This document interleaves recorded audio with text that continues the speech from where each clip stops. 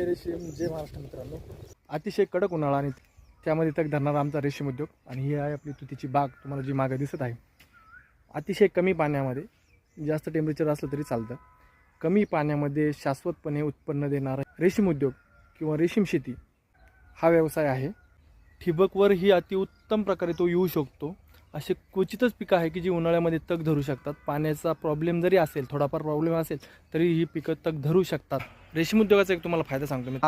रेशीम उद्योगातील हा फायदा खूप चांगला आहे किंवा खूप महत्त्वाचा आहे, जो मला तुम्हाला सांगायचा आहे की चारा जो आहे तो आपला शेतामध्ये असतो. आपण तिथे शेतामध्ये एवढ्या मोठ्या लेवलला काही टेम्परेचर आपण कंट्रोल करू शकत नाही, पण जी आपल्याला कीटक सांभाळायची आहेत, जी आपल्याला आपलं मेन पीक आहे, जी अळी आहे, रेशीमची अळी आहे, ती आपल्याला शेडमध्ये सांभाळायची. शेडमधील तापमान आपण योग्यरित्या ठेवू शकतो, कारण की ते बंदिस्त असतं. आपल्याला त्या पद्धतीने ते ठेवता येईल किंवा बंदिस्त शेड करूनही आपल्याला रेशीम उद्योग करता येईल. हा त्याचा खूप चांगला फायदा आहे.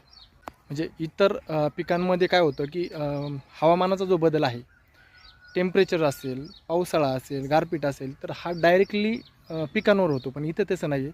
इथं विषय आहे की जो परिणाम तो चाऱ्यावर होतो.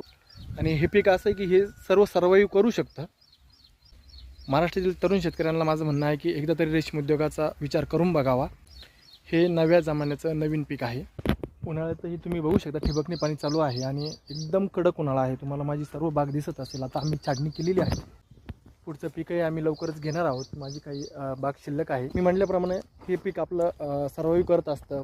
पाऊस असेल, पाणी असेल, अतिशय उष्णता असेल, त्या सर्व गोष्टी आपलं हे पीक सर्वाईव्ह करतं. आणि जे आपलं मुख्य पीक आहे, म्हणजे जी आपले मुख्य जिथं काम चालू असतं ते आपल्या शेडमध्ये असतं. तर मी तुम्हाला ती शेड पण दाखवतो. तर आपण शेडपाशी आलेलो आहे. तर शेड कसं असतं, म्हणजे शेडला आपण कसं नियोजन लावू शकतो. आता जी झाडं आहेत आजूबाजूला तुम्हाला दिसत असेल, पूर्णपणे बंदिस्त केलेलं शेड आहे. अशी सावली करून आपण शेडमध्ये मॅनेजमेंट करू शकतो.